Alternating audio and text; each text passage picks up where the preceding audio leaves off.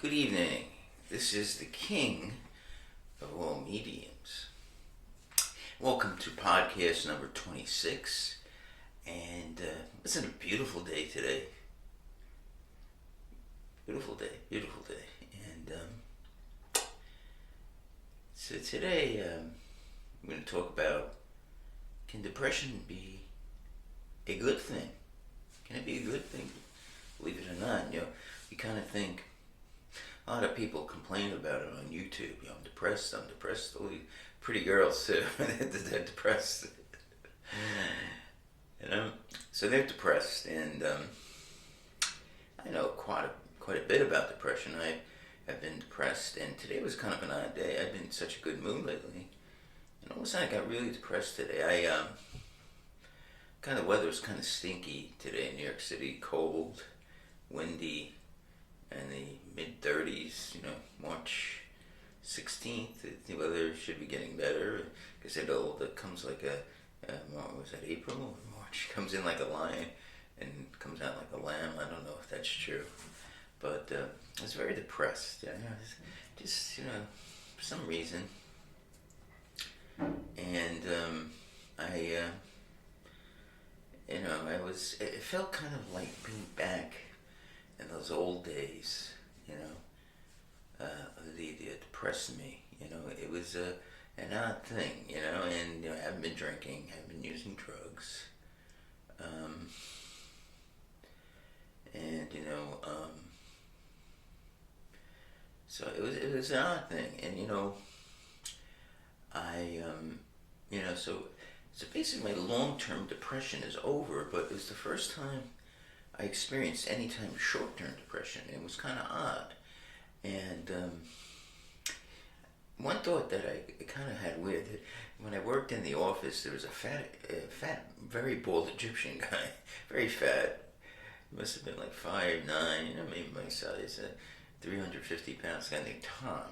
Very tan though, he's a very tan guy.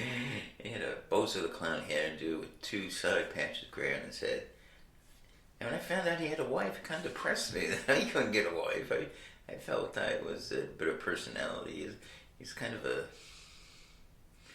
not a nice person too, Like once walking by my desk, he knocked off something off my desk. And he's so fat, he just walked away because he couldn't pick it up. So, and I've had other encounters, and he's not a cheerful man. So, and yet he was able to have a wife. I found this out because he was talking about his daughter to another worker where I work. So, and I was just thought of that for some reason, So when I got depressed, I couldn't figure out how I got depressed, and then I thought of that, I got even more depressed. So I was thinking, so I was thinking, what was causing this depression? When everything I thought was going so good, and so at the beginning, I said, can depression be a good thing? And according to evolutionary psychology or evolutionary psychiatry, apparently it could, because if you think about it, things like anxiety and depression are built in. Anxiety obviously is there for a reason. So you have a big test coming on, and you're anxious about it. So what does that make you do? You're not anxious about it, you wouldn't study. You wouldn't go and study, right? If you're a job interview, you're going to be anxious about it, and that's going to make you leave early, get a nice suit, or if you're a woman, get a nice suit for women, and you're going to go to the interview, try to get there on time, be prepared to answer certain questions, of course, and, right? Depression, too, must have some kind of thing. So why would, evolution create this thing that makes you feel so bad? That makes you down, doesn't want you to get out of bed. And so much of this I got from a book called Why We Get Sick, The New Science of Evolutionary Medicine by Randolph Nesse, MD. It's kind of fascinated me because I always looked at depression as something that had to be cured. So you had to, medicate it. Like you had to give it, it's Cymbalta, and that the fact that we have these agents now is a good thing. But I take Cymbalta, and I take a pretty hefty dose, 90 milligrams, and yet I've been depressed today, and it was kind of odd. I guess the weather, I guess that thought, and so the question is, should we try to medicate depressions? And my theory is, depends on how severe the depression. Now, we have these agents that can make us feel better, and it's definitely making me feel better.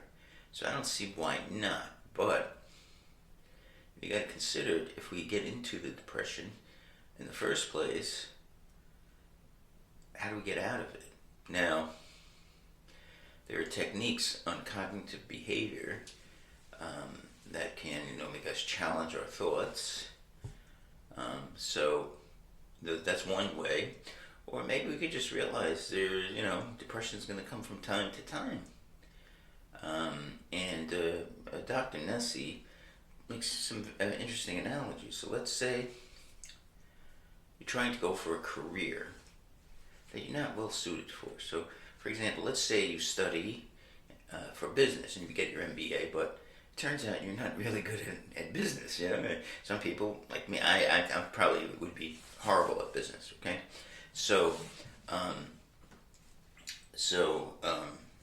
get your MBA and you start working for other people, and you get fired from a few jobs because you don't understand the idea of business is to bring in more money than you let out, and you're kind of wasteful. You never get the hang of it, that whole idea. And so you keep on getting fired. So there has to be, for the two jobs, it lasts a year, another year.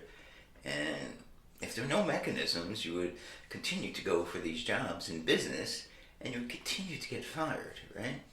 So wouldn't it be nice if there were some kind of mechanism that would make you depressed, something that would say, stop, hey, what's that sound? Everyone knows what's going around, right? So evolution, has built this into you. Continue failing. It can't let you continue to fail. It has to create these very hormones that will make you feel bad. And now you're feeling really bad, so what do? You retreat. Go to your cave or your bed. You call on sick. Hello, I don't want to come in today. I'm not feeling good. You make up some lie. You have a sore throat. Blah, blah, blah, blah, blah, blah. So now, that gives you time to think about it. So now you have two options in modern day society. You might be young enough, and I tried several times before finally settling on my great career. So it was the best option available, let's face it. It wasn't like, my job's not too bad. As long as you kill the travel part was the part that used to kill me, and the moving around. I just am not good at that. I like staying in one place. So now that I get to do that, even when the pandemic's up, I'm one auditor that works in the office. So I do what's called out-of-state audit. So I actually get to do that. So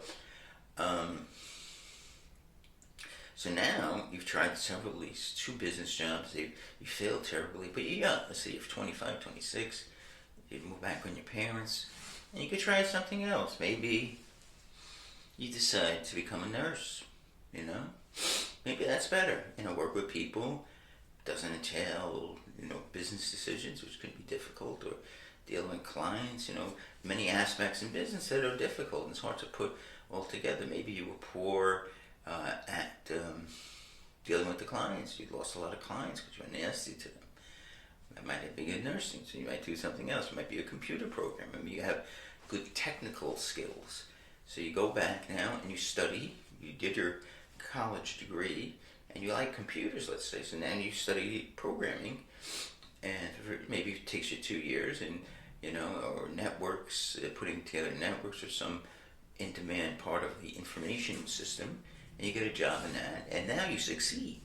Okay, that depression helped you out, because if you didn't have that depression, you would have continued in business, and you might have been a homeless bum, because the depression makes you stop and think. You go to your bed and you take time off, and so depressions have their value. They're there for a reason. Now, why this depression hit me today. I mean, it was a little cloudy today, and it just something was weird. Something was off. March 16th. I don't know what March 16th meant, but something was off. Something was unsettling in my life. I kind of got an idea from that guy Tom, this incredibly fat, loathsome individual.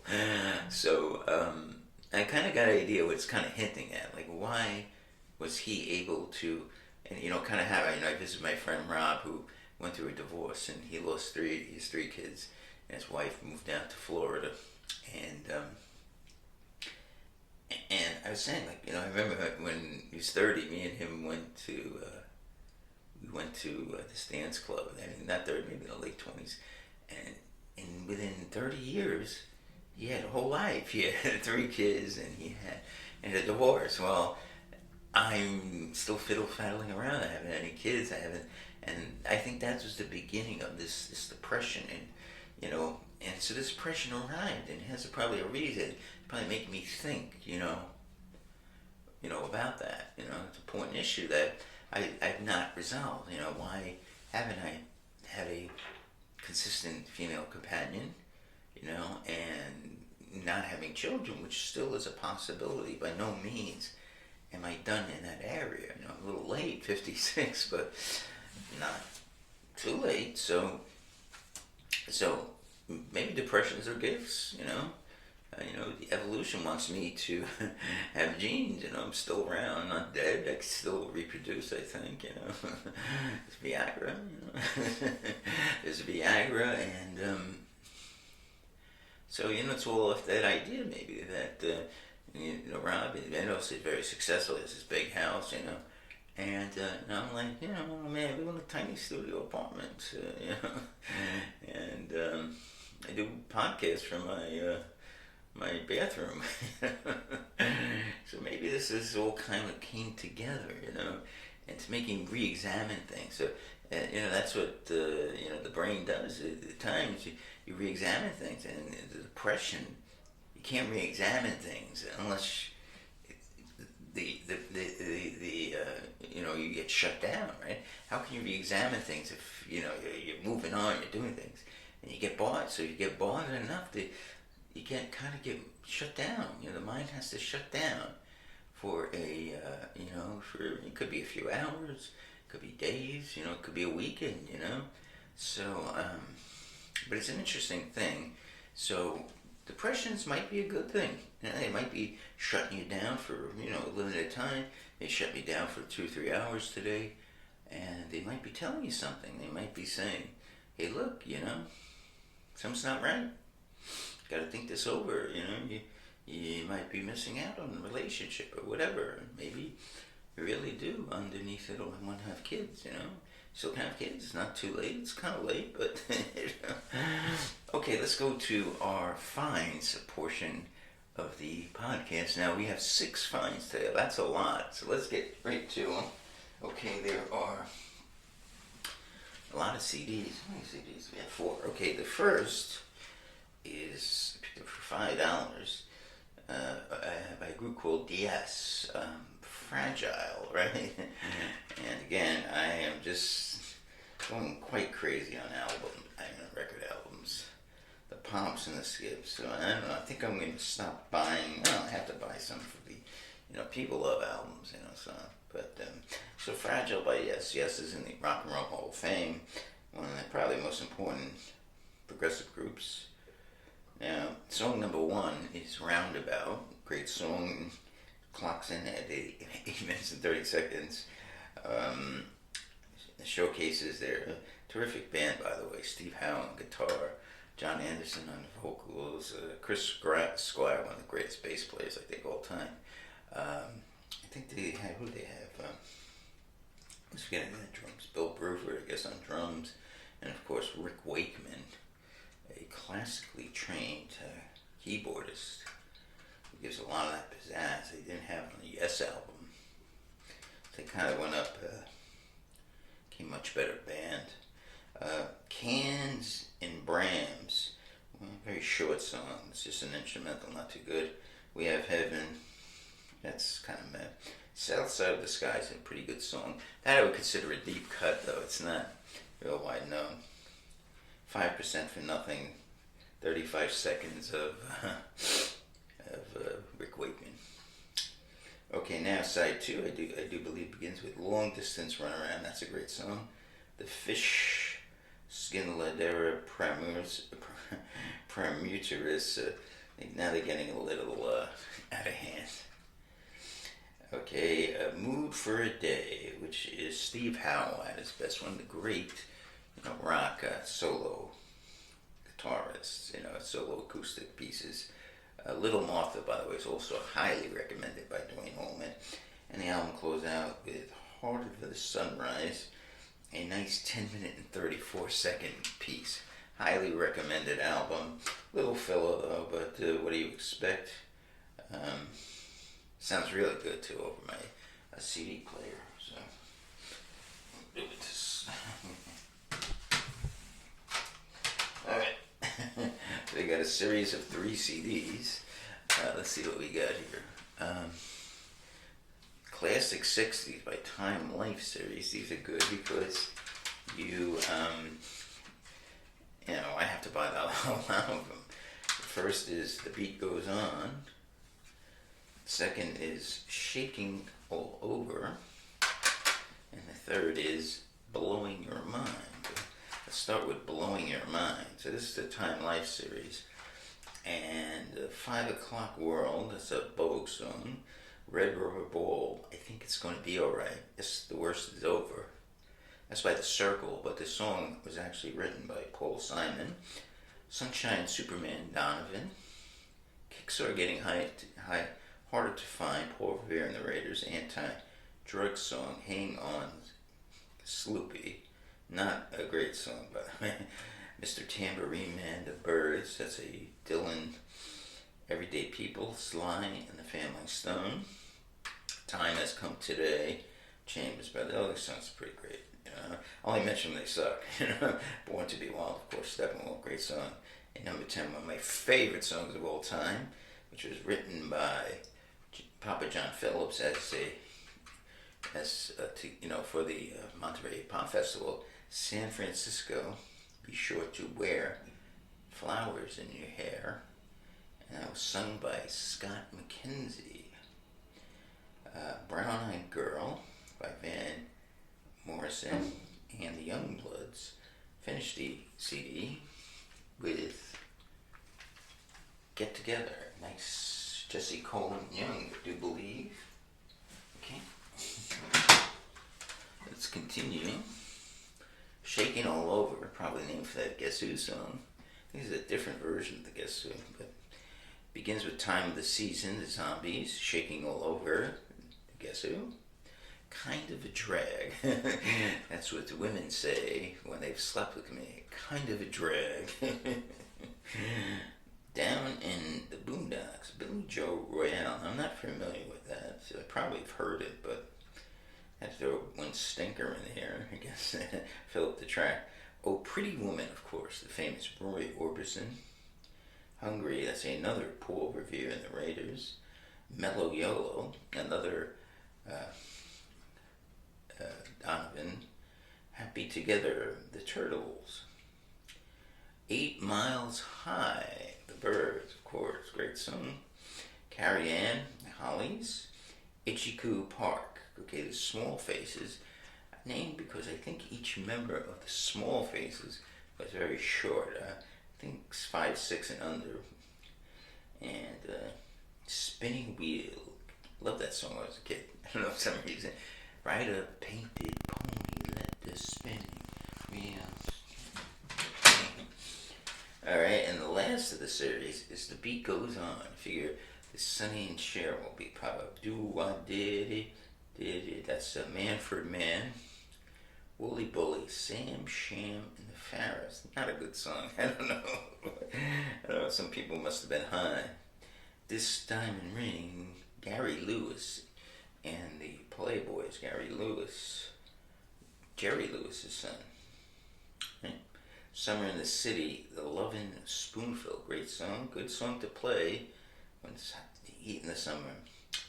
Monday, Monday, the mamas and the papas. Bus stop, the Hollies again. Named after Buddy Holly, right? I'm a Man, the Spencer Davis Group featuring Steve Winwood on vocals, 18 years old, On the Road Again. Canned Heat, Incense and Peppermint, the Strawberry Alarm Clock. And, if you take LSD, you might think your alarm clock goes strawberry. The Letter, the Box Tops, Spooky, Dennis Shost and the Classic Four, and Good Vibrations, the Beach Boys. Pretty solid 3 CD set. I didn't pay much for that, and that's a good feeling. Okay, we are almost in. I think my brother recommended this book to me. I haven't read it yet. It's called Mini Habits, Smaller Habits, Bigger Results by Stephen Guise. So right now I'm on chapter 2 of The Case for Keto. Not Keto Ecuador, Keto, Keto. So I'll probably do this one yet. And it says, I have experiments with personal developed strategies for a decade. By the way, no reviews, it's not good. Minihabits.com. And changes made were actually lasting. I realized the prior strategies I relied on were complete failures. When something works, that which doesn't work is exposed. The science and mini habits expose the particularly inconsistent results of the most popular personal growth strategy and reveals how many habits generate consistent, lasting results. And the key thing, a mini habit is a very small positive behavior you take that forces you to do every day. A mini habit, too small to fail. Nature makes it weightless, deceptively powerful, and superior habit building strategy.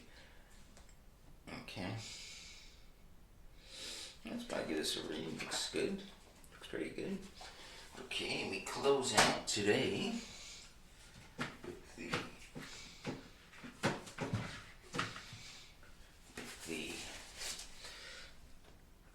the Creedence Clearwater Revival album, Willie and the Poor Boys.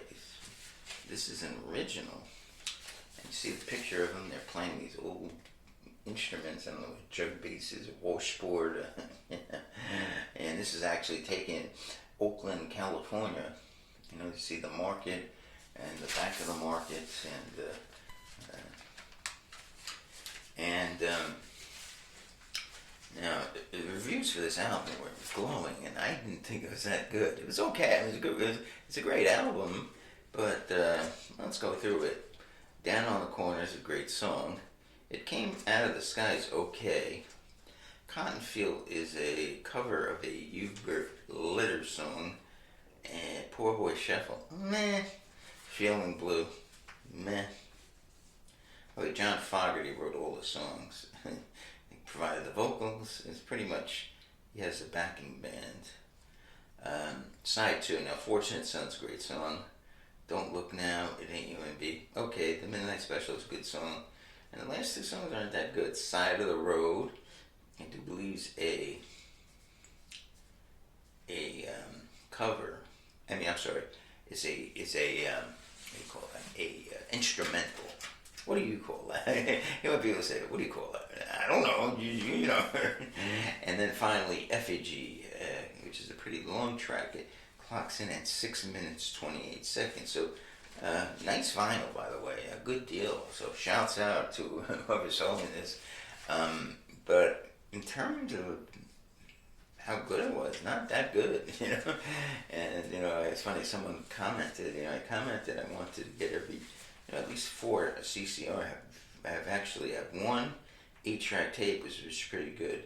I have 3 others coming, and but this album is not that good. I'd probably only give it 3 stars, but the reviews were glowing. They all like 5 stars and A+,